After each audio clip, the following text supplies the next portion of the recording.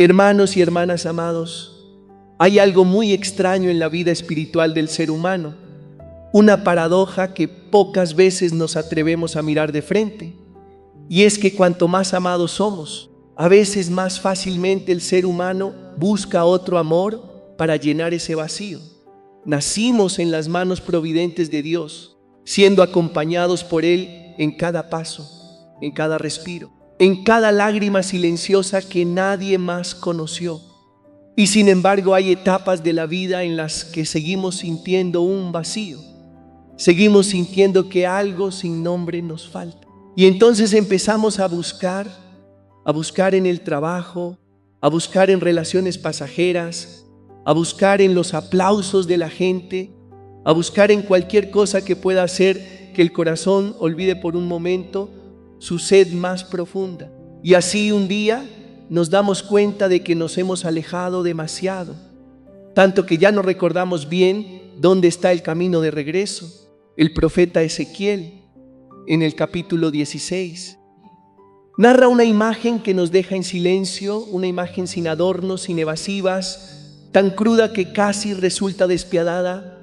Un recién nacido, sin que nadie le cortara el cordón, sin que nadie lo bañara, sin que nadie lo frotara con sal, sin que nadie lo envolviera en pañales, arrojado a campo abierto, agitándose en su propia sangre, sin que nadie se compadeciera, sin que ninguna mirada se detuviera en él.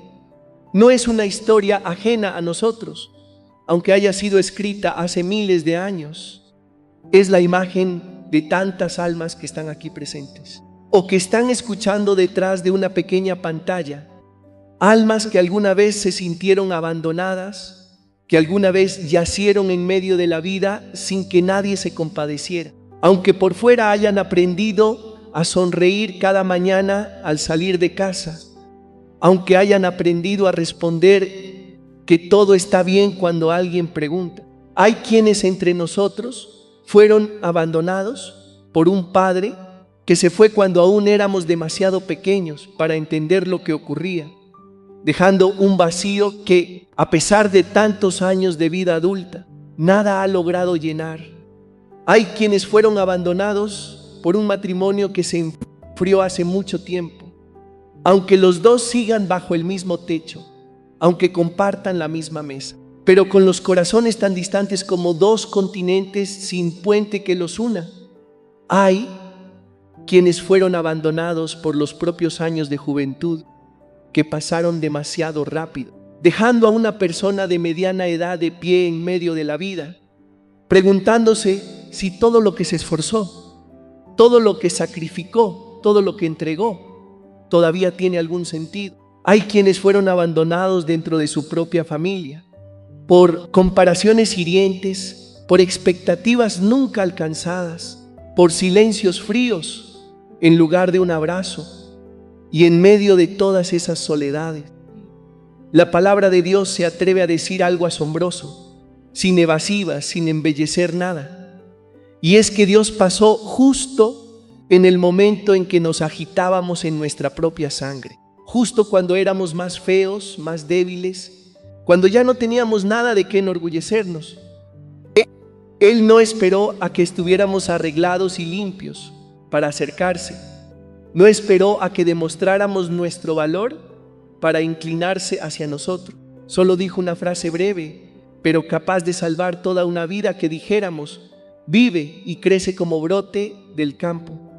¿Se dan cuenta, hermanos y hermanas, en el momento de mayor abandono? Fue precisamente entonces cuando Dios eligió inclinarse. Él no espera a que seamos dignos para amarnos. No espera a que tengamos éxito, riqueza, reconocimiento del mundo para prestarnos atención. Se inclina hacia nosotros justo cuando aún estamos cubiertos del barro de nuestra propia vida, justo cuando todavía llevamos dentro heridas que ni siquiera hemos sabido nombrar. Ese es el inicio de toda salvación, no porque merezcamos ser amados, sino porque Dios es aquel que ama sin condiciones, un amor que no se apoya jamás en los méritos del amado, sino que brota enteramente de la naturaleza misma de quien ama. Pero es justo aquí donde surge otra pregunta, silenciosa pero punzante, y esa pregunta toca de verdad lo más profundo del ser humano. Y es porque un alma que fue amada de esa manera, que fue bañada y limpiada, vestida de brocado y seda, adornada con joyas preciosas, alimentada con flor de harina y miel, puede llegar a dar la espalda para buscar otros amores, amores pasajeros, cosas que jamás logran llenar la sed del corazón humano. Esa no es solo la historia de Jerusalén en tiempos antiguos, un pueblo lejano del Antiguo Testamento. Es la historia que se repite en tantas vidas de hoy, incluso en la propia vida de fe de cada uno de nosotros. En esos momentos en que somos alimentados por el mismo cuerpo y sangre de Cristo, en que se nos viste con la dignidad de hijos de Dios a través del bautismo, y sin embargo hay etapas en que tomamos esa dignidad tan preciosa y la cambiamos por cosas insignificantes, cosas que, si nos detenemos a mirar con serenidad, nos hacen preguntarnos con asombro cómo pudimos venderla tan barata.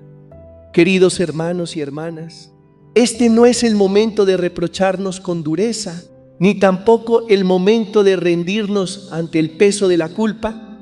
Es el momento de comenzar un camino más sincero con nuestro propio corazón, de adentrarnos más para ver con claridad qué fue lo que realmente ocurrió dentro de un alma que fue amada de esa manera y que aún así dio la espalda para buscar otros amores. Vamos a nombrar juntos esas heridas, esos temores, esos vacíos que hicieron que el corazón humano se extraviara, para que a partir de ahí la luz de la palabra de Dios pueda iluminar el lugar más íntimo, ese lugar donde tal vez hace mucho tiempo no nos hemos atrevido a dejar entrar a nadie, ni siquiera nosotros mismos. Hay una pregunta que, si nos atrevemos a detenernos el tiempo suficiente para enfrentarla, nos hará sentirnos más comprendidos que condenados. Y esa pregunta es: ¿por qué un corazón que fue amado de esa manera todavía puede buscar otros amores? La respuesta no está en que el ser humano sea malo o infiel de forma deliberada. La respuesta está más profunda, está en un mecanismo muy humano, y es que cuando el corazón lleva una herida que no ha sido sanada, buscará automáticamente cualquier cosa que pueda calmar ese dolor, aunque eso no lo sane realmente, sino que solo lo adormezca por un momento. Seamos sinceros unos con otros. ¿Cuántos de nosotros crecimos con la sensación de que nunca fuimos suficientemente buenos, nunca suficientemente capaces? Nunca logramos que nuestros padres se sintieran verdaderamente orgullosos. ¿Cuántos de nosotros llevamos dentro una voz silenciosa que repite una y otra vez que si los demás conocieran quiénes somos realmente, dejarían de amarnos? Esa voz no viene de Dios. Esa voz viene de heridas antiguas, de comparaciones, de desprecios, de abandonos, de traiciones, y con el paso de los años, esa voz se convierte en una creencia arraigada en lo más profundo del alma. La creencia de que no merecemos ser amados de manera incondicional. Y es precisamente esa creencia equivocada la raíz de lo que el profeta Ezequiel llama traición. Cuando una persona no cree que es amada sin condición, buscará siempre pruebas que confirmen su propio valor. Y esas pruebas suelen venir de lugares muy frágiles, muy pasajeros. Hay quienes buscan su valor en el trabajo, trabajando sin descanso, para descubrir que, por muchos logros que alcancen, la sensación de vacío regresa cada noche al quedarse a solas consigo mismos. Hay quienes buscan su valor en la aprobación de los demás, viviendo para complacer a todo el mundo, hasta perderse a sí mismos, hasta perder incluso la paz interior, porque siempre temen decepcionar a alguien. Hay quienes buscan su valor en relaciones que no son sanas, aferrándose a otra persona como si ella pudiera llenar todo el vacío del alma, para que cuando esa relación se rompa, el sentimiento de abandono sea todavía más profundo. confirmando aún más aquella creencia equivocada del principio. Existen formas de traición muy silenciosas que rara vez llamamos por su nombre. Es cuando alguien pasa horas cada día frente a una pantalla pequeña, observando la vida de los demás, buscando un poco de esa sensación de pertenencia, mientras su propia vida de oración se va secando cada vez más. Es cuando alguien recurre al alcohol, a adicciones silenciosas, no por gusto, sino porque es la única forma que conoce para adormecer un dolor sin nombre que habita en su interior. Es cuando alguien dentro de su matrimonio, aunque haya prometido fidelidad ante el altar de Dios, va dejando poco a poco que su corazón se aleje hacia otra persona, no porque su cónyuge ya no merezca ser amado, sino porque esa misma persona olvidó cómo amar con toda la madurez y el sacrificio que el amor exige. Quiero decir esto con toda claridad, porque es algo que muchas almas necesitan escuchar. Nada de esto es señal de que alguien sea malo por naturaleza, es señal de un corazón sediento, un corazón que intenta salvarse a sí mismo por caminos equivocados, porque nadie le ha mostrado todavía que existe una fuente capaz de calmar esa sed por completo. En el libro de Jeremías, capítulo 2, Dios reprocha a su pueblo con una imagen muy viva, diciendo que su pueblo lo abandonó a Él, fuente de agua viva, para cavarse cisternas agrietadas, incapaces de retener el agua. Eso es exactamente lo que sucede en tantos corazones hoy. No buscamos traicionar el amor de Dios de forma intencional. Simplemente buscamos agua en cisternas agrietadas, porque todavía no creemos de verdad que aquella fuente de agua viva sigue esperándonos, incluso después de todas nuestras caídas. Quiero compartir algo más con ustedes, fruto de muchos años de acompañamiento espiritual con tantas personas. Hubo una mujer de mediana edad que, después de muchos años viviendo en un matrimonio que se había enfriado, me confesó una vez que no entendía por qué su corazón se había dejado conmover por otra persona, alguien que no era su esposo, aunque de alguna manera todavía lo amaba. Cuando le pregunté qué había ocurrido antes de que ese sentimiento comenzara, ella guardó silencio por mucho tiempo y luego dijo que hacía años que nadie la miraba de una forma que la hiciera sentir que aún era importante. Ella no buscaba una aventura, buscaba una mirada que confirmara que todavía tenía valor. Su historia no es una excepción. Es la historia de tantos corazones que tienen sed de algo muy sencillo: ser vistos, ser apreciados, ser amados, sin tener que esforzarse para demostrar nada. Queridos hermanos y hermanas, si nos quedáramos solamente en reconocer esta herida sin encontrar la verdadera fuente de sanación, seguiríamos girando siempre en el mismo círculo, buscando y decepcionándonos, aferrándonos y lastimándonos. Pero la palabra de Dios no se detiene en señalar la herida. La palabra de Dios revela algo mucho más grande, un amor que nunca se rinde ante la infidelidad del hombre, un amor que sigue buscando incansablemente el camino de regreso, sin importar cuán lejos hayamos llegado. Y es precisamente en el punto más profundo de esa herida donde la luz de Dios comienza verdaderamente a resplandecer. Volvamos al pasaje de la Sagrada Escritura que abrió el camino de hoy. Pero esta vez no lo miraremos con los ojos de quien analiza un texto antiguo, sino con los ojos de alguien que está tratando de encontrar su propia historia escondida dentro de él. El profeta Ezequiel continúa relatando que después de que Dios pasó junto a aquella niña abandonada y pronunció sobre ella una palabra que le devolvió la vida, llegó un día en que ella creció, alcanzó la edad del amor, y Dios volvió a pasar junto a ella.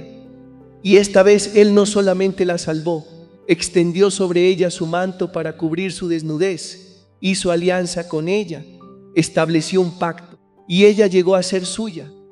¿Se dan cuenta de algo, hermanos? Dios no nos salva una sola vez y después nos abandona. para que crezcamos solos en medio de la confusión. Él no pasa por nuestra vida una sola vez, sino muchas veces en cada etapa, en cada cruce de caminos, en cada momento en que pensamos que hemos sido olvidados. Él pasó junto a nosotros cuando todavía éramos pequeños y nadie parecía mirarnos.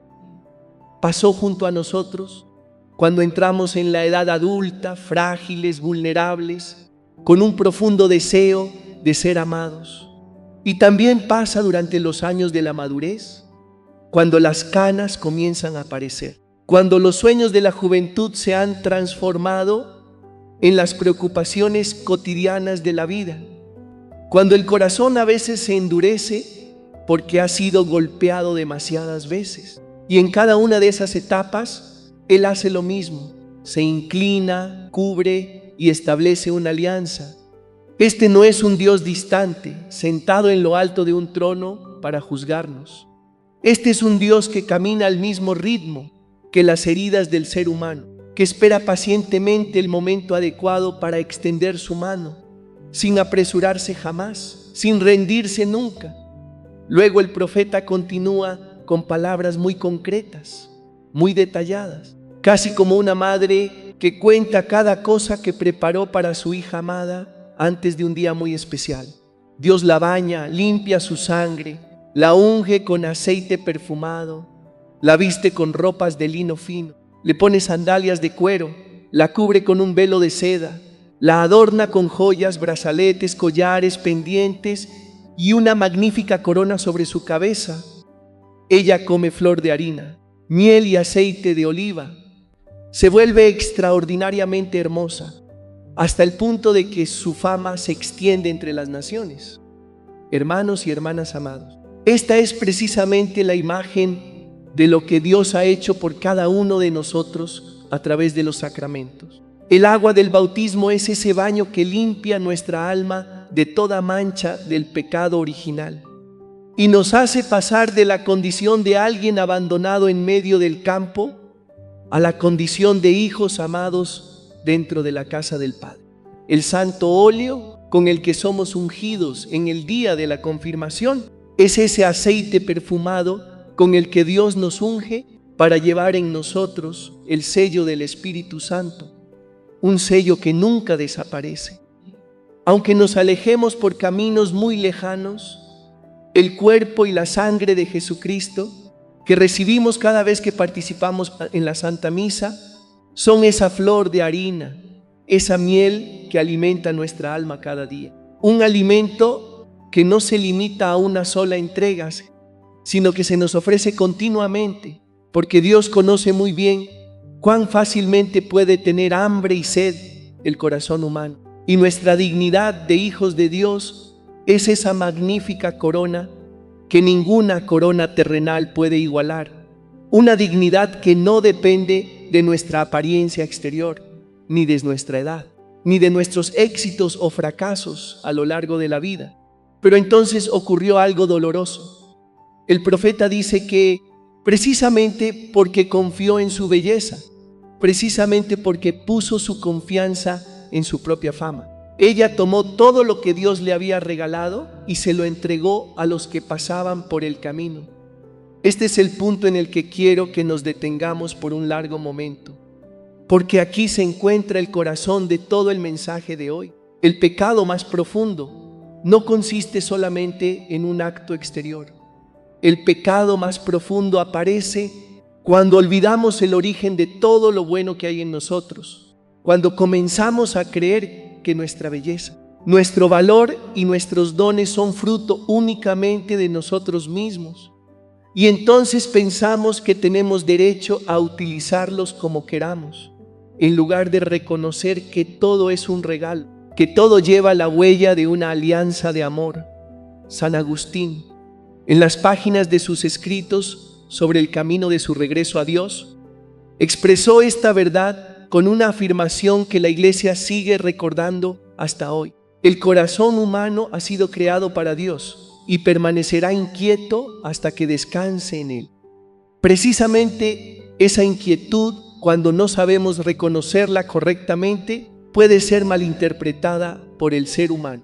que intenta llenarla con toda clase de cosas pasajeras, cuando en realidad lo único que puede colmarla es aquel que la creó desde el principio.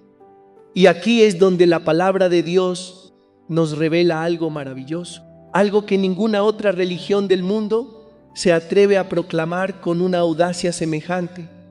Después de toda aquella infidelidad, Dios no dice que va a cancelar la alianza. Dice: yo recordaré la alianza que hice contigo en los días de tu juventud y estableceré contigo una alianza eterna. Hermanos y hermanas amados, este no es un Dios que simplemente deja pasar todo como si nada hubiera sucedido. Este es un Dios cuya fidelidad es tan grande que su fidelidad es más fuerte que la infidelidad del ser humano.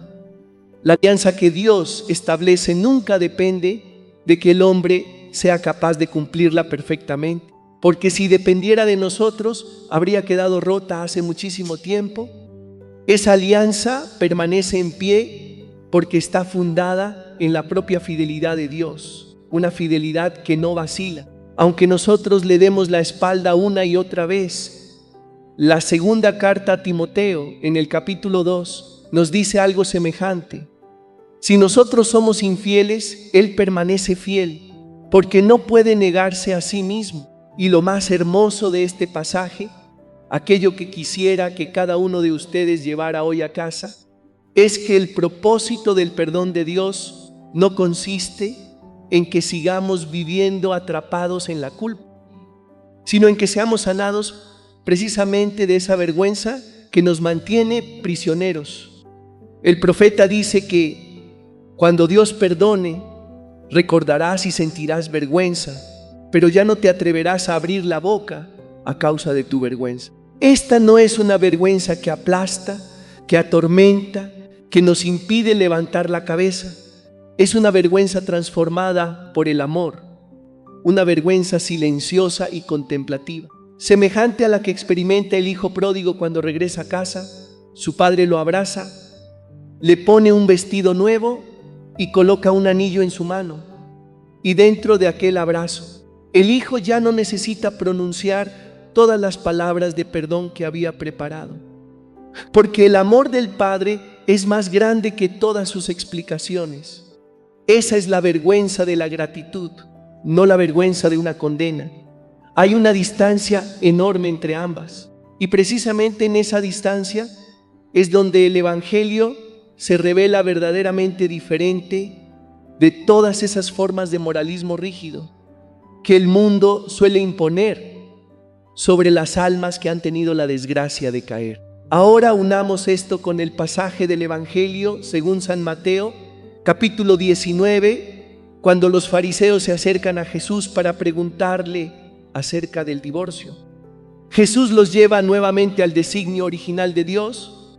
El Creador hizo al ser humano varón y mujer para que los dos llegaran a ser una sola carne, y lo que Dios ha unido, que no lo separe el hombre. Hermanos y hermanas amados, el matrimonio católico no es simplemente un contrato social que puede romperse cuando los sentimientos comienzan a desaparecer. El matrimonio es un signo vivo de la misma alianza que Dios estableció con Jerusalén en el libro de Ezequiel. Una alianza de fidelidad hasta el final, incluso cuando el otro ha sido infiel muchas veces. Por eso, cada vez que un esposo y una esposa deciden permanecer juntos, deciden perdonarse y deciden comenzar nuevamente después de una herida, están haciendo presente el mismo misterio que Dios ha vivido con su pueblo, el misterio de un amor que no abandona, de un amor que elige permanecer fiel incluso cuando las emociones iniciales se han apagado, incluso cuando los años han desgastado en cierta medida el romanticismo de los primeros tiempos. Pero hermanos y hermanas, no olvidemos que la historia de Ezequiel no habla solamente del matrimonio entre un hombre y una mujer. Habla de la alianza entre Dios y cada alma, incluyendo a quienes viven en la soltería, a quienes llevan un corazón tan herido que ya no se atreven a creer en el amor, y a quienes un día abrazaron una vida de consagración. En algún momento del camino comenzaron a sentir que su corazón se estaba enfriando con cada uno de nosotros, ya sea que vivamos el matrimonio, la soltería o la vida consagrada. Dios continúa renovando aquella alianza cada día. Nos invita a regresar, no para que inclinemos la cabeza bajo el peso del pecado, sino para que volvamos a levantarnos con la dignidad de un hijo que es amado incondicionalmente.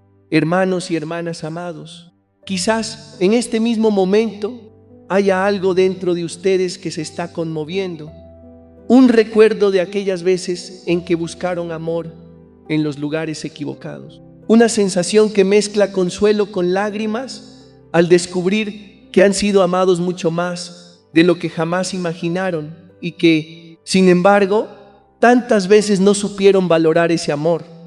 Eso es una buena señal. Es la señal de un corazón que comienza a ablandarse ante el amor de Dios. Pero reconocerlo no es suficiente.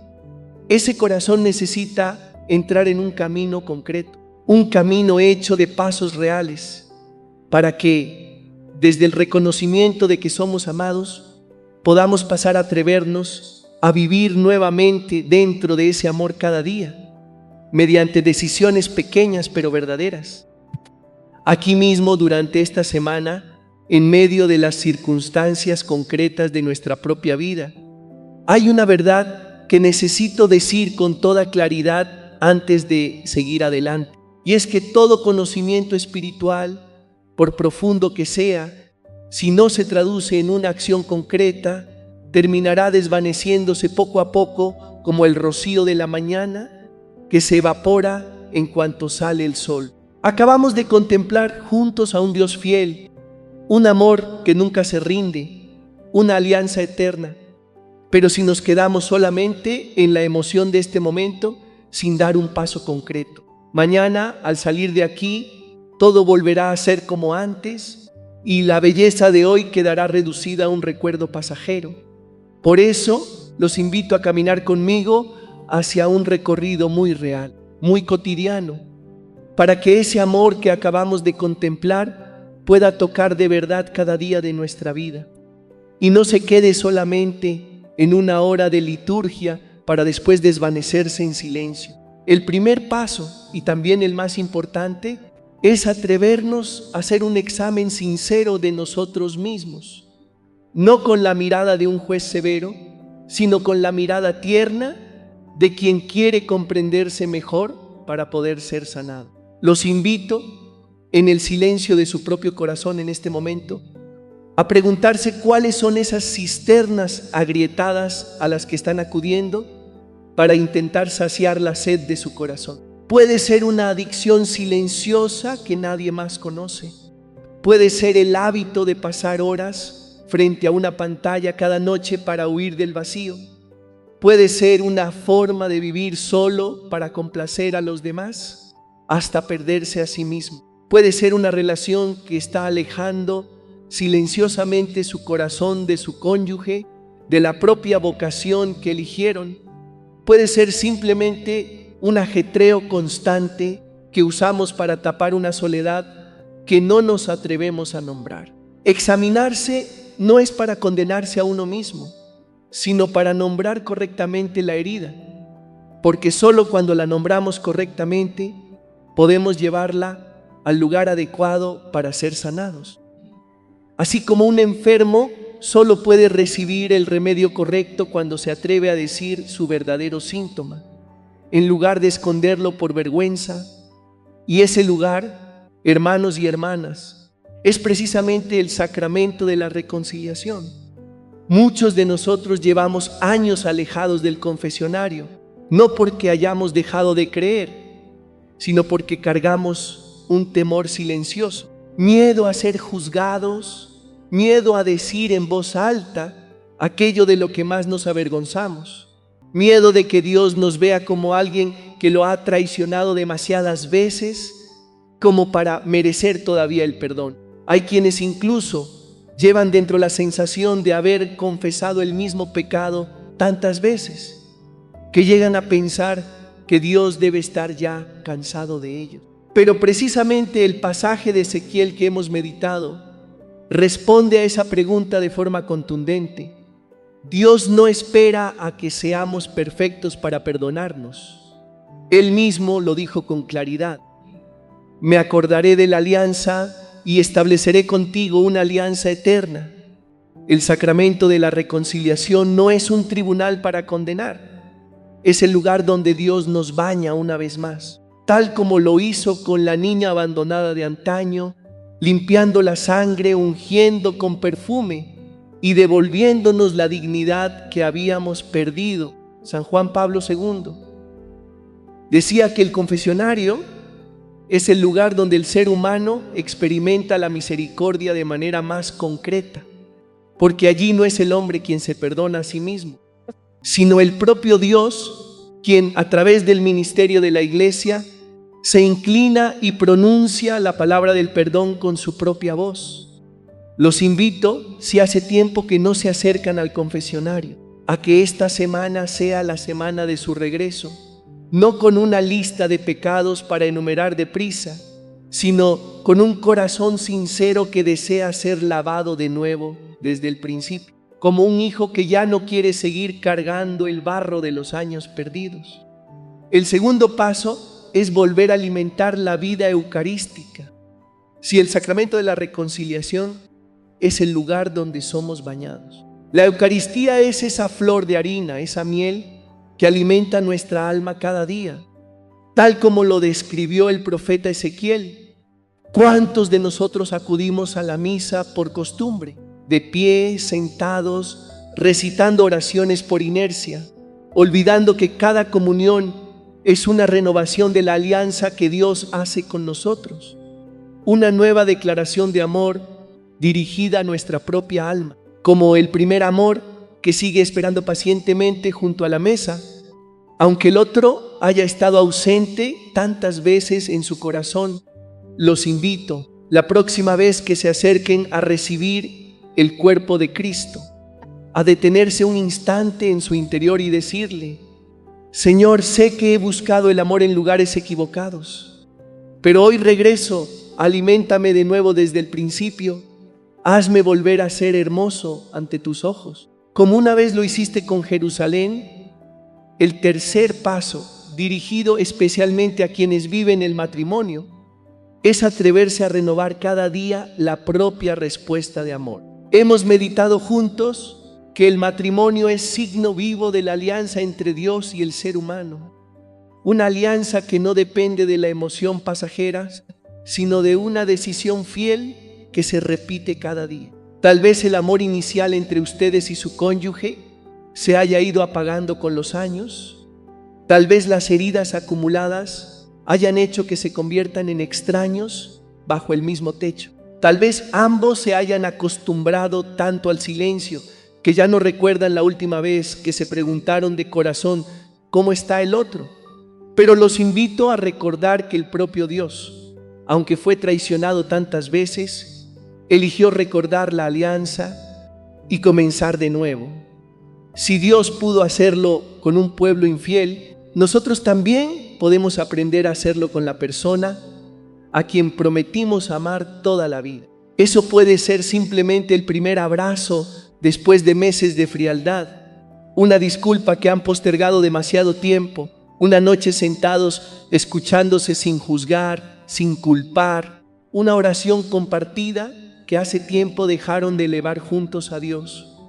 El cuarto paso tiene que ver con el papel de un acompañante espiritual, un sacerdote, un religioso o una persona de vida de fe madura en quien puedan confiar para compartir su camino interior.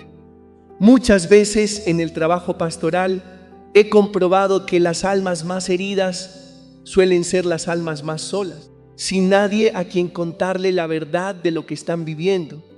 Y esa misma soledad hace que la herida permanezca abierta en lugar de sanar. No caminen solos por este sendero de sanación. Busquen a alguien que pueda acompañarlos, escucharlos, orar junto a ustedes, porque el mismo Jesús eligió no caminar solo, sino reunir a sus discípulos a su alrededor, y hasta en la hora más dolorosa, en el huerto de Getsemaní, deseaba que alguien velara junto a él, y el último paso, que es también el fundamento de todos los demás, es dedicar cada día, aunque sea 15 minutos de silencio, no para recitar muchas oraciones, sino simplemente para sentarse ante el Santísimo o en un rincón de su propia casa y dejar que Dios los mire como miró a aquella niña tendida en medio del campo hace tanto tiempo, no con una mirada de juicio, sino con la mirada de aquel que espera para decir: vive y crece como brote del campo. Es precisamente en ese silencio donde el corazón encuentra el espacio necesario para reconocer cuánto ha sido amado. Y desde ahí, cada decisión de conversión se vuelve más ligera, no por esfuerzo propio, sino porque es el mismo amor quien la impulsa desde dentro, como un brote que no necesita esforzarse para crecer, sino solamente permanecer bajo el sol y dejar que el sol haga su trabajo. Queridos hermanos y hermanas, ninguno de estos pasos exige que se vuelvan perfectos de inmediato. Solo exigen una cosa: un corazón dispuesto a regresar, aunque sea con un pequeño paso, aunque ese paso todavía tiemble, todavía dude. Y es precisamente desde esos pequeños pasos que avanzaremos juntos hacia el final de nuestro camino de hoy, donde toda herida, toda vergüenza, toda caída será elevada hacia una esperanza más grande que todas ellas. La esperanza de un hijo que sabe que, por muy lejos que haya llegado, la puerta de la casa del Padre siempre permanece abierta.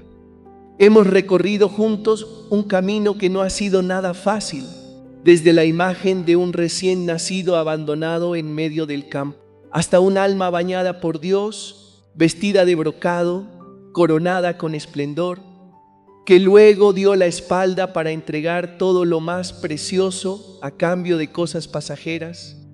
Nos hemos atrevido a mirarnos a nosotros mismos en esa imagen, no para atormentarnos, sino para reconocer algo mucho más grande que todos nuestros errores, y es que el amor de Dios nunca se mide por el número de veces que caemos, sino por su fidelidad absoluta, una fidelidad que nos ha acompañado desde el primer instante de nuestra vida hasta hoy, y que seguirá acompañándonos hasta el último aliento. Quizás a lo largo de este recorrido que hemos hecho juntos, hubo momentos en que sintieron una punzada en el corazón, al reconocerse en la imagen de aquella joven amada con tanta plenitud y que aún así dio la espalda para buscar otros amores. Comprendo ese sentimiento, porque yo mismo en mi propia vida sacerdotal no pocas veces he tenido que arrodillarme en silencio para reconocer que también he olvidado la fuente de agua viva para ir a buscar cisternas agrietadas. Pero precisamente en ese reconocimiento sucede algo admirable, y es que ya no permanecemos solos en nuestra propia vergüenza, porque hay alguien que se adelantó a entrar en ese mismo abismo, que asumió nuestra misma condición débil, para que ninguna herida humana volviera a ser un abismo sin salida. Si hoy, al salir de aquí, todavía llevan en su corazón heridas que no han logrado nombrar, traiciones que aún no se atreven a confesar, vacíos que siguen clamando en silencio por ser llenados, quiero que se lleven consigo una sola cosa: la imagen de Dios pasando justo en el momento en que estaban tendidos en medio de su propia sangre, y diciéndoles: vive, no después de que se hayan corregido, no después de ser perfectos, ahora mismo, en esta misma condición, vive. Esa es la primera invitación y también la última invitación de todo el Evangelio. Una invitación que no ha cambiado a través de los siglos, que sigue resonando en este preciso instante, dirigida a cada uno de ustedes, ya sea que estén aquí con un corazón lleno de esperanza o con un corazón todavía cargado de dudas. San Agustín, después de tantos años alejado de Dios, buscando la felicidad en criaturas pasajeras, pronunció una frase que generaciones enteras siguen recordando. que Dios nos hizo para Él y que nuestro corazón está inquieto hasta que descansa en Él. Queridos hermanos y hermanas, esa inquietud que alguna vez sintieron, ese vacío que los llevó a buscar de un lugar a otro, no es señal de que algo esté mal en ustedes. Es señal de que su corazón fue hecho para un amor más grande que todo lo que el mundo pueda ofrecer. Y ese corazón nunca dejará de estar inquieto hasta que reencuentre a aquel que lo creó. No teman esa inquietud. Dejen que se convierta en la lámpara que los guíe de regreso, en lugar de dejar que siga empujándolos más lejos. Que este día no sea solamente un momento conmovedor, que pasa como tantos otros momentos que ya han pasado en su vida. Que este sea el día en que verdaderamente decidan regresar, aunque sea con un pequeño paso, una breve oración antes de dormir, una cita con el confesionario esta misma semana, una mirada más tierna hacia el cónyuge que está sentado a su lado, un mensaje de disculpa que han postergado demasiado tiempo. Dios no necesita que regresen de una sola vez y de manera perfecta. Solo necesita que comiencen y Él hará el resto. Tal como lo prometió, estableceré contigo una alianza eterna y tengo la certeza de que, así como el padre de la parábola corrió al encuentro del hijo que todavía estaba lejos, Dios también está corriendo hacia ustedes en este mismo instante, incluso antes de que logren dar sus primeros pasos. Ahora, elevemos juntos al Señor una oración sencilla desde lo más profundo de nuestro corazón. Señor, tú que pasaste junto a mi vida cuando yo yacía en medio de mi propia sangre, tú que me bañaste, que me vestiste con la dignidad de ser hijo tuyo, te pido perdón por las tantas veces que tomé el amor que me diste y lo cambié por cosas pasajeras. Acuérdate de la alianza que hiciste conmigo y renuévala hoy en mí. Sana las heridas que me llevaron a buscar el amor en los lugares equivocados. Dame el valor de regresar, de acercarme al confesionario, de abrir mi corazón a la Eucaristía cada día, de amar a quienes has puesto a mi lado con el mismo amor que tú me has dado. María, Madre de la Misericordia, acompáñame en este camino de regreso. Te entrego mi vida con todas mis heridas y mis esperanzas en tus manos. Amén.